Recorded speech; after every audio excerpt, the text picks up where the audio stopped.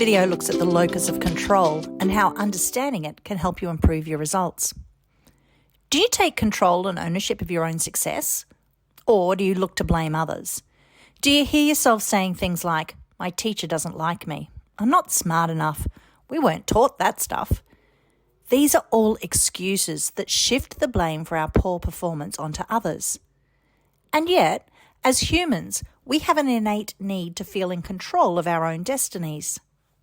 We know that one of the greatest causes of stress for many people is a sense that they have little control of their own situation. We can't control what the weather is going to do, when the interest rates are going up, or who else is on the roads when we're driving. So we can use this as an excuse to give up and just see what life dishes up to us. But this isn't a very satisfying or even relaxing way to live, as we're placing our fate in hands other than our own. In 1998, a scientist, Claudia M. Mueller, conducted a study with a group of Year 5 students. She asked all the kids to do some puzzles. Afterwards, all of the students were told that they'd done well, in fact, better than most kids. Group 1, though, was told that they had excelled because they were particularly intelligent and gifted, while Group 2 were told that they had excelled because they were hard-working. So which do you think would have done better? You might think it would be the intelligent ones. After all, boosting our self-esteem and believing that we have the ability to do something seems like that should be motivational.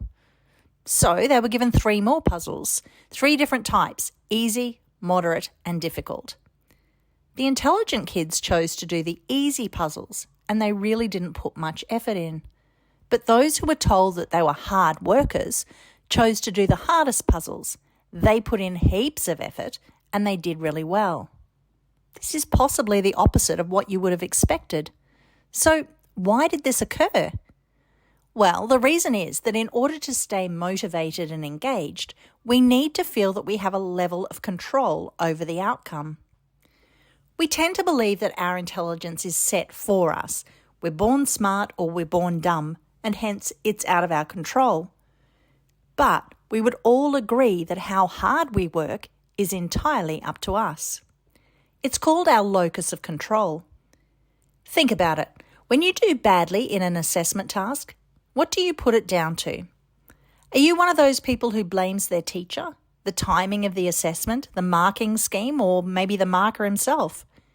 If you do, then you have an external locus of control. None of these things are actually in your control. You don't do the teaching, determine the timeline, or mark the papers. So, therefore, your results were out of your control, or not your fault. Or, do you sit back and realise that you needed to put in more effort? You needed to listen in class, you needed to start the assessment task earlier, and you needed to be organised enough not to leave things until the last minute. These are things that you definitely can control and improve. And in doing so, it shows that you have an internal locus of control.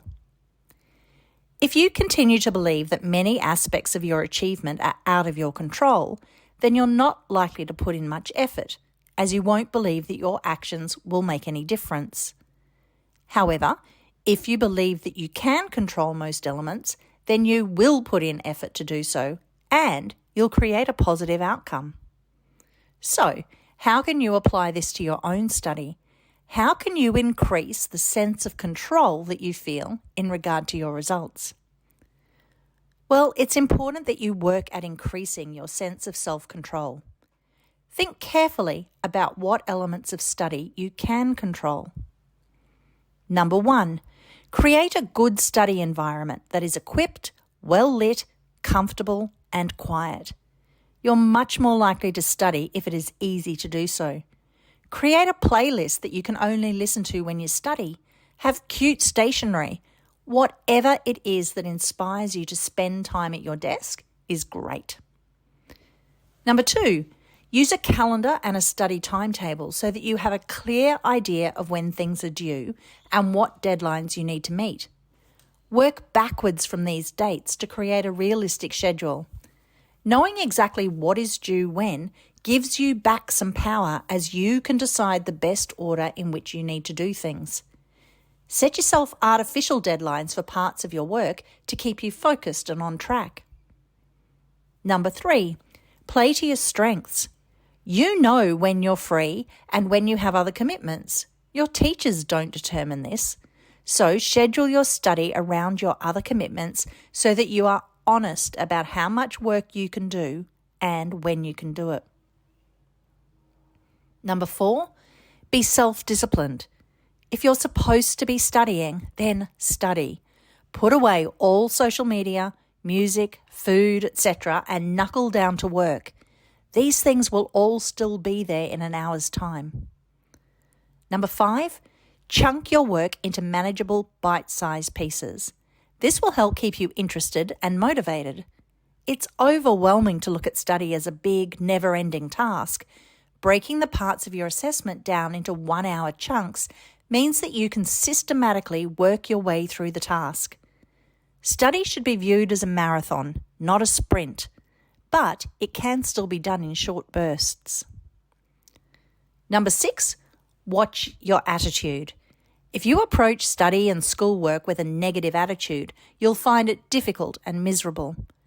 But as a student, it is something that you have to do. You can't change the work, but you can certainly change your attitude. Focus on the long-term gain rather than the short-term pain. You may not find this riveting and essential work, but what will good results ultimately enable you to do? Set rewards for yourself for when you've completed the work, and view your work as a challenge rather than as a chore. Number 7, monitor your success.